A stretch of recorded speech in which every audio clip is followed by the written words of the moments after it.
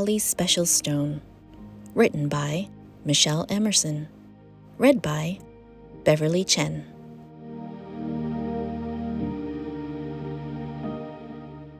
Welcome to Thimbleberry Stories, where warm and cozy tales await you. If you love gentle bedtime stories that make you feel content as an otter lazily drifting down a river, be sure to like and subscribe so you never miss an adventure. Now, get comfy, pull up your favorite blanket, and let's begin tonight's story. The morning sun shimmered across the rippling water as Ollie the Otter stretched lazily on the riverbank. It was a beautiful day in Thimbleberry Hollow. The kind of day that made the river sparkle and the soft breeze rustle the reeds just right. Ollie reached into the pouch on his belly, the warm, familiar spot where he always kept his favorite stone. But when his paw met nothing but fur, he sat up quickly, his heart skipping a beat. His special stone was gone. Not just any stone, his favorite stone. The one that was smooth to the touch, just the right size to hold, and perfectly round. He had found it when he was just a little otter, and from that moment on, it had been with him everywhere. He tapped it against the dock when he thought, twirled it between his paws when he listened to stories, and tucked it safely in his pouch when he swam. And now, it was missing. Ollie took a deep breath and dived beneath the river's surface, swimming down to the sandy bottom, where pebbles and shells rested among the swaying plants. He searched, peeking under smooth stones, sifting through the sand with his paws, and checking the spots where he liked to play. But his special stone was nowhere to be found. When he surfaced, he floated for a moment thinking. Then, with a determined nod, he made up his mind.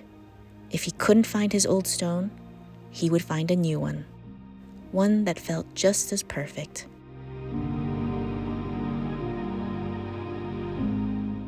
Ollie swam toward the rocky shore, where smooth pebbles and jagged stones lined the edge of the water.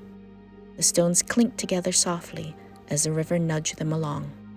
Perched on a low reed over the water was Ken, the kingfisher, his bright feathers gleaming in the sun. "Lost something, Ollie?" Ken asked. "I'm looking for a new perfect stone," Ollie explained. Ken fluffed his feathers and pointed his beak toward a sharp-edged stone resting near the water.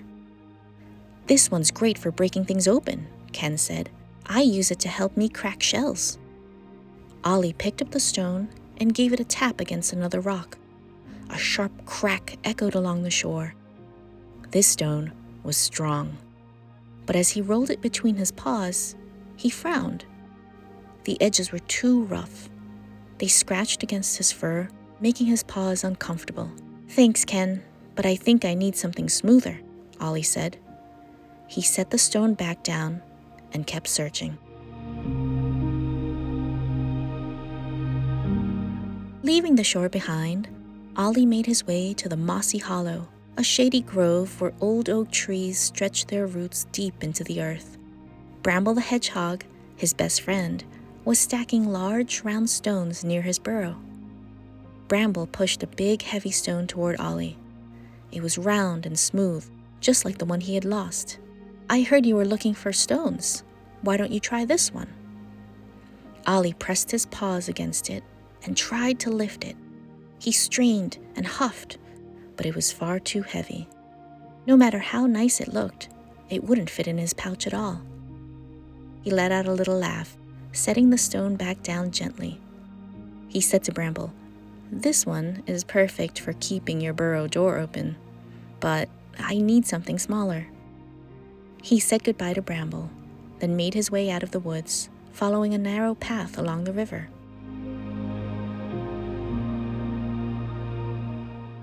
As Ollie followed the winding path, he spotted Felton the frog, sitting comfortably on a smooth, flat stone near the river's edge. Felton hopped aside and nudged the stone toward him. "I heard you were looking for a special stone.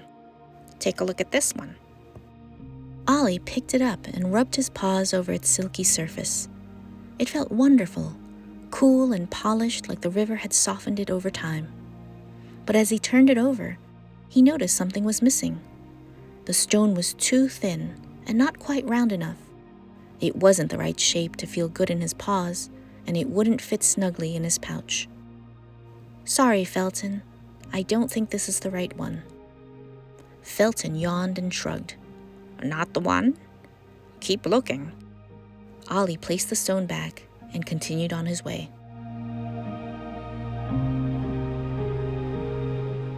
He followed the path closer to the water. Ollie saw Rosie the raccoon digging along the shore, scooping clams into a small wooden bucket. Seeing Ollie, she wiped her paws and pulled a smooth, sturdy stone from beside her bucket. "I heard you were looking for a special stone. I use this to keep my bucket from tipping over," she said, handing it to him. Ollie turned it over in his paws.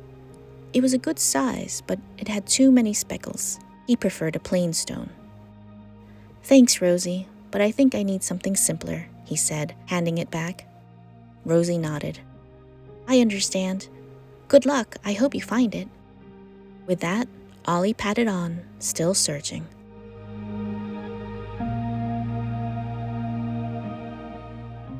Ollie climbed over a fallen log that stretched over the water. The wood was smooth and warm, and the river swirled gently beneath it. Sitting in the middle of the log was Theo the turtle, sunbathing, with his eyes half closed. Theo slowly nudged a square-looking stone toward Ollie. "I heard you were looking for a special stone. Try this one." Ollie picked it up, but as soon as he felt its sharp corners, he knew it wasn't quite right. Then, something caught his eye. A small, round stone resting beside Theo's shell. Ollie reached for it and turned it over in his paws. It was just the right size, not too big, not too small. It was perfectly round, just the way he liked, and it was smooth. With a happy sigh, he tucked the stone into his pouch. It fit perfectly. This was the one. As the golden light of the afternoon stretched across the river, Ollie lay back in the water, letting himself drift with the current. The gentle waves rocked him like a lullaby, and the soft breeze tickled his whiskers. His new stone rested on his belly, warm from the sun, nestled just right. Maybe, just maybe, this stone had been waiting for him all along.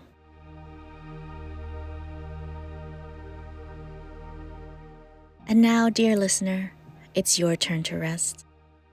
Close your eyes, snuggle up, and let the stars twinkle just for you.